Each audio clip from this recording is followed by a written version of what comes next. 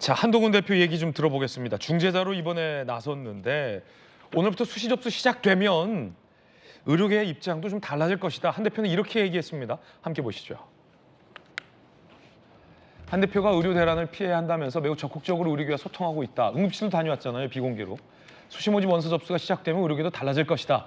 한 대표는 오늘을 지나면 의료계도 완강했지만 그래도 이미 시작이 됐으니 2025년도 의대 증원에 대해서는 의료계도 강경하게 고수하지 않을 거다라는 전망도 관계자를 통해서 전해지고 있습니다.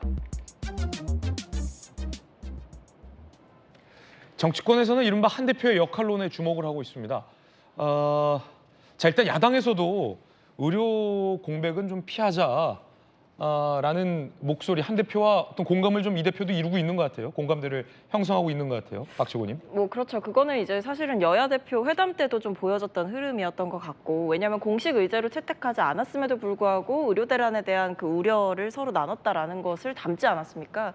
그렇기 때문에 어떤 한동훈 대표의 중재자 역할뿐만 아니라 어떤 국회의 역할 자체를 키우려고 여야 대표가 좀 부단히 노력을 한 것 같아요.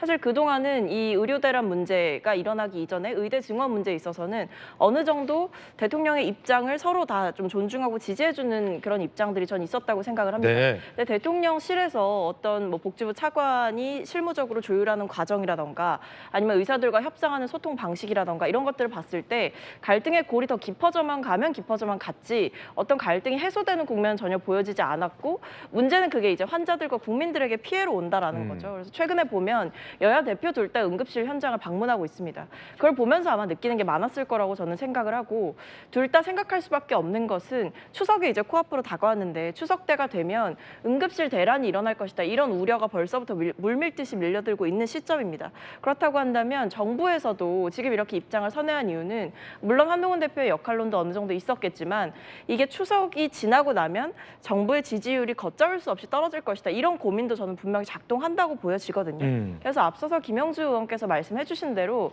저는 정부가 뭐 강경하게 어떤 부분은 타협하기 어렵다라고 할지라도 복지부 차관에 대한 경질, 그러니까 복지부 장차관에 대한 경질을 통해서 소통 채널 자체를 정부 차원에서 새롭게 세팅하는 것은 지금 상황에서 불가피하다고 생각합니다. 네. 사실은 여야의 모처럼 이견이 없는 한 목소리가 나오는 건 정말 이례적이에요. 현 상황에서. 그만큼 여야 사이에 굉장히 지금 냉랭한 상황인데 그 가운데서도 국민들 건강 걱정 하나로 여야가 모처럼 한 목소리를 내고 있는 그런 상황입니다. 대통령실에서는 2026년도 의대 증원은 유동적이다라고 입장 변화를 보였습니다. 그런데 25년 증원을 포함해서 요지부동인 점도 몇 가지 있습니다. 이건 양보할 수 없다는 점입니다. 이번에 대통령실 입장 살펴보시죠. 25년도 증원 100조와는 불가능. 그것은 여기 나와 계신 패널분들도 다 여야 동의를 하고 있는 부분입니다.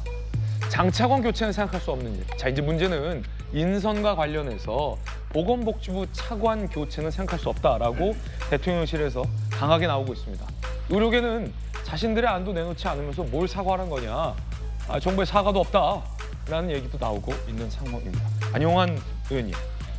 정부 입장에서도 이해되는 게 25년도 증원 100조와는 불가능. 그건 물리적으로 정부의 입장이 맞는 것 같다라는 여론이 많고, 뭐 정부 사과도 대통령이 사과할 사안은 아니다라는 부분에서도 여권에서 상당히 공감대가 있는 것 같아요. 다만 지금 여당 내부에서도 조금 이견이 있는 점이, 응급실에 전화할 수 있는 상태면 그건 경증이다, 동네 병원 가라 라는 식으로 얘기했던 복지부 2차관.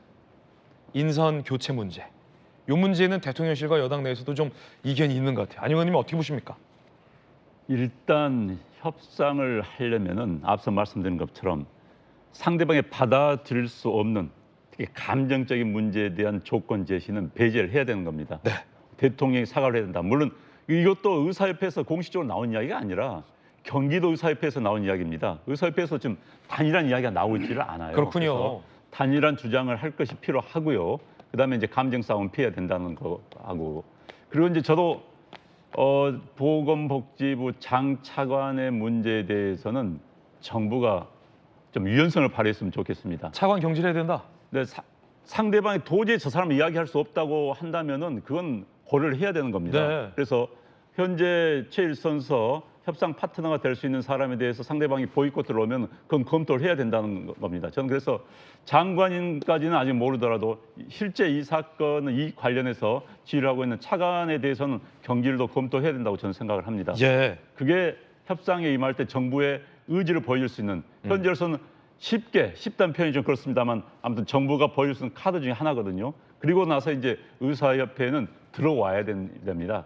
들어와서 조건을 제시를 해야 되는 겁니다. 들어와서 내 주장은 이렇기 때문에 그러면서 제가 항상 주장한 협상은 구동존입니다. 구동존이 뭡니까? 같은 것은 취하는 겁니다. 구하고요. 다른 것은 차이가 있는 것은 놔두는 겁니다. 그래서 먼저 너와 나의 의견에 공감을 형성할 수 있는 게 무엇이냐. 자, 의대 정원이 필요하다. 오케이, 이것은 발표하는 겁니다. 저는 이번 협회를 할 때도 야당과 여당이 먼저 그것부터 발표해 주면 좋겠어요. 제1안 의사 증원은 필요하다.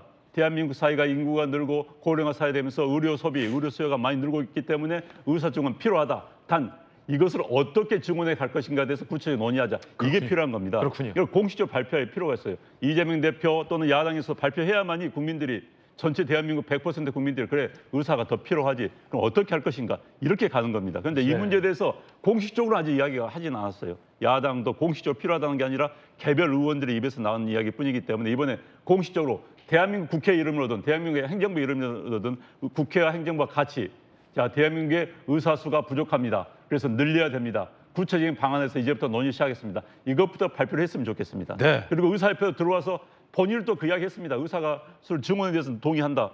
공식적으로 이야기해주길 바라요. 이것도 비공식적 이야기입니다.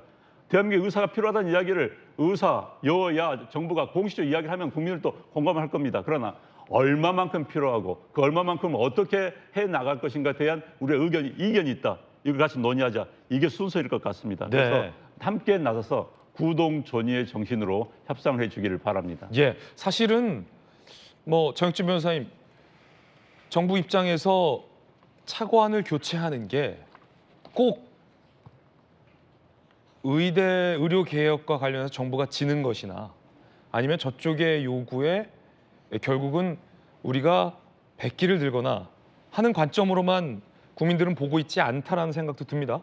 워낙 오래 하시기도 했고 정부가 언제나 무언가 정부의 어떤 동력을 추구할 때 무언가 정부의 스탠스가 바뀌면 인원을 교체해주는 방법으로 정부의 정책을 펴기도 하고 그리고 사실은 복지부 차관 같은 경우에는 국민들이 들으시기에 또 논란이 되는 발언도 있기 때문에 꼭 뭐 의료계가 요구해서 들어준다기보다는 국민 정서 차원에서 일종의 한번 교체해주는 어떤 그냥 인사의 한 차원으로 생각하면 사실 그렇게 뭐 어려운 일은 아닌 것 같다라는 생각도 좀 듭니다. 글쎄요, 뭐 대통령이 대국민 메시지 할 때 기자회견도 하시고 뭐 여러 가지 표현이 있을 수 있지만 국민들이 가장 관심 있고 그 귀가 쫑깃하면서 바라보고 있는 것은 역시 대통령이 누구를 쓰느냐. 인사 아니겠습니까? 네. 그러니까 인사가 만사란 이야기가 있고요. 인사가 또 망사란 이야기도 있고 그렇지 않습니까? 그런데 다른 사람을 다 떠나가지고 저는 조 장관도 마찬가지라고 생각하고요.